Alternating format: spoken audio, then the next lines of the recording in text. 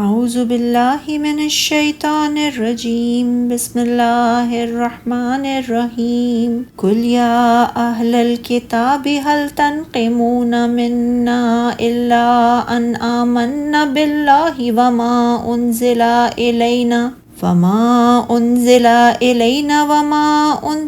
من قبل وَأَنَّ أَكْثَرَكُمْ فَاسِقُونَ قُلْ هَلْ أُنَبِّئُكُمْ بِشَرٍّ مِّن ذَلِكَ مَثُوبَةً عِندَ اللَّهِ مَن لَّعَنَهُ اللَّهُ وَغَضِبَ عَلَيْهِ وَجَعَلَ مِنْهُمُ الْقِرَدَةَ وَالْخَنَازِيرَ وَعَبَدَ الطَّاغُوتَ أُولَٰئِكَ شَرٌّ مَّكَانًا وَأَضَلُّ عَن سَوَاءِ السَّبِيلِ وَإِذَا جَاءُوكُمْ قَالُوا آمَنَّا وَقَدْ دَخَلُوا بِالْكُفْرِ وَهُمْ قَدْ خَرَجُوا بِهِ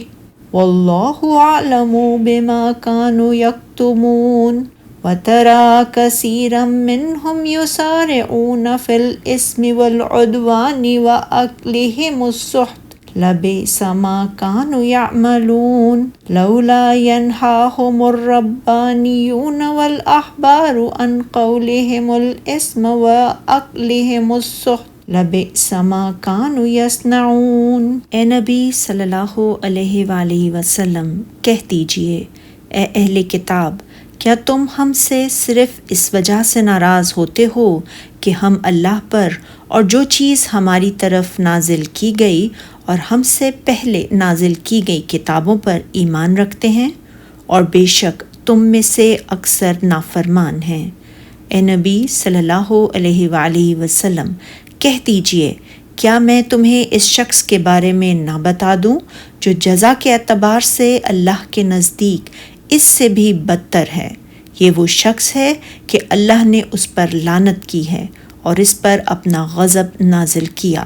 اور ان میں بعض کو بندر اور سور بنا دیا، اور اس شخص نے شیطان کی بندگی کی۔ وہی لوگ بدتر درجے میں ہیں اور سیدھی راہ سے وہ سب سے زیادہ گمراہ ہیں۔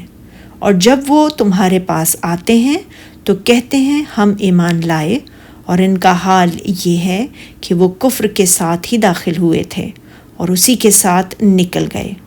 اور اللہ اس چیز کو خوب جانتا ہے جسے وہ چھپاتے ہیں۔ اور آپ ان میں سے بہتوں کو دیکھتے ہیں وہ گناہ، زیادتی اور حرام کھانے میں جلدی کرتے ہیں۔ بہت برا ہے جو کچھ وہ کرتے ہیں۔ رب والے اور ان کے علماء انہیں گناہ کی بات کہنے اور حرام کھانے سے کیوں نہیں روکتے؟ بہت برا ہے جو کچھ وہ اپنے لیے تیار کر رہے ہیں۔ اللہ تعالیٰ نے یہاں فرمایا ہے کہ اے محمد صلی اللہ علیہ وآلہ وسلم اہل کتاب کے ان لوگوں سے کہہ دیجئے جنہوں نے آپ کے دین کو ہنسی مذاق بنایا ہے، کیا تم ہم سے صرف اس وجہ سے ناراض ہوتے ہو کہ ہم اللہ پر اور جو چیز ہماری طرف نازل کی گئی اور جو کتابیں پہلے نازل کی گئی ہیں ان پر ایمان لاتے ہیں؟ اس کے سوا تمہیں ہم پر کوئی اور اعتراض ہے یا اس کے سوا ہمارا کوئی اور قصور؟ حالانکہ یہ تو کوئی عیب یا قابل مذمت بات نہیں ہے، جیسا کہ فرمایا سورہ بروج میں۔ اور ان کو مومنوں کی یہی بات بری لگتی تھی کہ وہ اللہ پر ایمان لائے ہوئے تھے جو غالب اور قابل ستائش ہے، اور فرمایا سورہ توبہ میں، اور انہوں نے اس بات کا غصہ نکالا کہ اللہ نے اپنے فضل سے اور اس کے رسول نے اپنی مہربانی سے ان کو دولت مند کر دیا تھا۔ اور حدیث میں ہے ابن جمیل کو اس وجہ سے انکار کرتا ہے کہ وہ فقیر تھا، تو اب اللہ نے اسے دولت مند بنا دیا ہے، اور بے شک تم میں سے اکثر بد کردار ہیں۔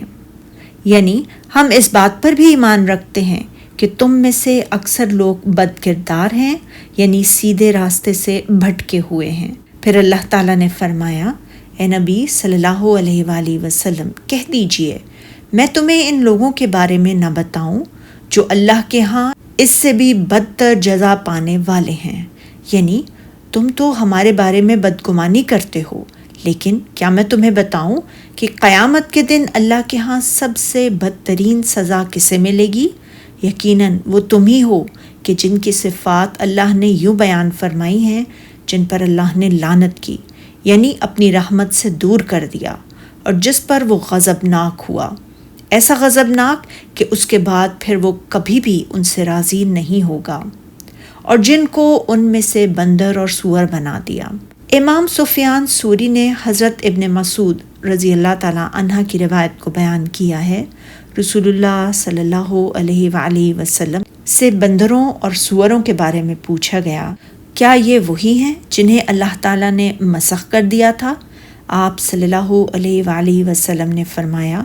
بے شک اللہ تعالیٰ نے جس قوم کو بھی ہلاک کیا یا مسخ کیا تو اس کی نسل پھیلی اور نہ کوئی ان کا جانشین بنا، اور بے شک بندر اور سور تو ان مسخ ہونے والے لوگوں سے پہلے بھی تھے۔ ارشاد الہی، اور یعنی ان میں سے شیطان کے خدام اور غلام بنا دیے، معنی یہ ہیں کہ اے اہل کتاب، تم ہمارے دین پر تو طعن کرتے ہو جو کہ اللہ تعالیٰ کی توحید اور ما سوا کے بجائے محض اس کے لیے عبادات کا نام ہے، تو تمہیں یہ باتیں کیسے زیب دیتی ہیں حالانکہ تم میں یہ ساری چیزیں موجود ہیں جن کا ذکر کیا گیا۔ اسی لیے فرمایا، ایسے لوگوں کا برا ٹھکانہ ہے، یعنی تم تو ہمارے بارے میں کہتے ہو مگر در حقیقت یہ لوگ ہیں جن کا ٹھکانہ بہت برا ہے اور وہ سیدھے راستے سے سب سے گمراہ ہیں۔ جیسا کہ فرمایا سورہ فرقان میں، اس دن اہل جنت کا ٹھکانہ بھی بہتر ہوگا اور مقام قیلولہ بھی خوب ہوگا۔ ارشاد باری تعالیٰ ہے، اور جب یہ لوگ تمہارے پاس آتے ہیں تو کہتے ہیں کہ ہم ایمان لے آئے، حالانکہ وہ کفر لے کر داخل ہوئے تھے اور وہ اسی کے ساتھ نکل گئے۔ یہ منافقوں کی نشانی ہے کہ مومنوں کو دھوکہ دینے کے لیے ایمان کا اظہار کرتے ہیں لیکن دلوں میں کفر چھپائے ہوئے ہوتے ہیں۔ اسی لیے فرمایا، حالانکہ یہ کفر لے کر آپ کے پاس داخل ہوئے تھے اور جب آپ کے پاس سے واپس جاتے ہیں تو اس وقت بھی ان کے دلوں میں کفر چھپا ہوتا ہے۔ آپ سے انہوں نے جو علم سنا ہوتا ہے اس سے یہ قطعاً کوئی فائدہ نہیں اٹھاتے اور نہ ہی واعظ و نصیحت کا ان پر کوئی اثر ہوتا ہے۔ اسی لیے فرمایا، اور وہ اسی کو لے کر نکل گئے، اور یہ بطور خاص انہی کی نشانی ہے۔ اور ارشاد الہی ہے، اور جن باتوں کو یہ مخفی رکھتے ہیں اللہ ان کو خوب جانتا ہے۔ اللہ تعالیٰ ان کی مخفی باتوں اور ان کے دلوں کی کیفیتوں کو خوب جانتا ہے، خواہ لوگوں کے سامنے یہ حقیقت کے خلاف ہی اظہار کیوں نہ کریں، مگر اللہ تعالیٰ جو عالم الغیب اور شہادہ ہے اور ان کے بارے میں خود ان سے بھی زیادہ بہتر جانتا ہے، اور وہ انہیں ان کے اعمال کا پورا پورا بدلہ دے گا۔ اور فرمان الہی، اور آپ دیکھیں گے کہ ان میں اکثر گناہ اور زیادتی اور حرام کھانے میں جلدی کر رہے ہیں۔ گناہوں کا ارتکاب کرنے، حرام کاموں کے اختیار کرنے، لوگوں پر زیادتی کرنے اور لوگوں کے مال باطل طریقے سے کھانے میں یہ بہت جلدی کرتے ہیں۔ بے شک بہت برا ہے جو وہ کرتے ہیں، ان کا عمل بہت برا عمل ہے اور ان کی زیادتی بدترین زیادتی ہے۔ ارشاد باری تعالیٰ ہے، بھلا ان کے مشائخ اور علماء انہیں گناہ کی باتوں اور حرام کھانے سے منع کیوں نہیں کرتے؟ بلا شبہ وہ بہت برا ہے جو وہ کرتے ہیں، یعنی مشائخ اور علماء کو چاہیے تھا کہ وہ انہیں ان کاموں سے روکتے۔ ربانیوں سے ان کے صحابہ اقتدار علماء اور احبار سے صرف علماء مراد ہے۔ بلا شبہ وہ بہت برا ہے جو وہ کرتے ہیں۔ علی بن ابو طلحہ نے حضرت ابن عباس رضی اللہ تعالیٰ عنہ سے روایت کیا ہے، انہیں ان کاموں سے منع نہ کرنے کی وجہ سے ان کے مشائخ اور علماء بھی برا کرتے تھے۔ حضرت ابن عباس رضی اللہ تعالیٰ عنہ کا قول ہے، قرآن مجید کی کوئی اور ایسی آیت نہیں جس میں اس سے بڑھ کر سرزنش کی گئی ہو۔ امام ابن ابو حاتم نے یحییٰ بن یعمر سے روایت کیا، حضرت علی بن ابو طالب رضی اللہ تعالیٰ عنہ نے خطبہ دیا اور حمد و ثنا کے بعد فرمایا، لوگو، تم سے پہلے لوگ اس لیے تباہ و برباد ہوئے کہ انہوں نے گناہوں کا ارتکاب کیا اور ان کے مشائخ اور علماء نے انہیں منع نہ کیا، اور جب وہ گناہوں میں بری طرح مبتلا ہو گئے تو سزاؤں نے انہیں اپنی لپیٹ میں لے لیا، لہٰذا تم نیکی کا حکم دیا کرو اور برائی سے منع کیا کرو، قبل اس کے کہ تم پر بھی کوئی ایسا عذاب نازل ہو جیسا کہ ان پر نازل ہوا تھا۔ یاد رکھو، امر بالمعروف و نہی عن المنکر سے نہ تو کسی کے رزق میں کمی آ سکتی ہے اور نہ اس سے کسی کی موت قریب ہو سکتی ہے۔ امام احمد نے جریر رضی اللہ تعالیٰ عنہ کی روایت کو بیان کیا،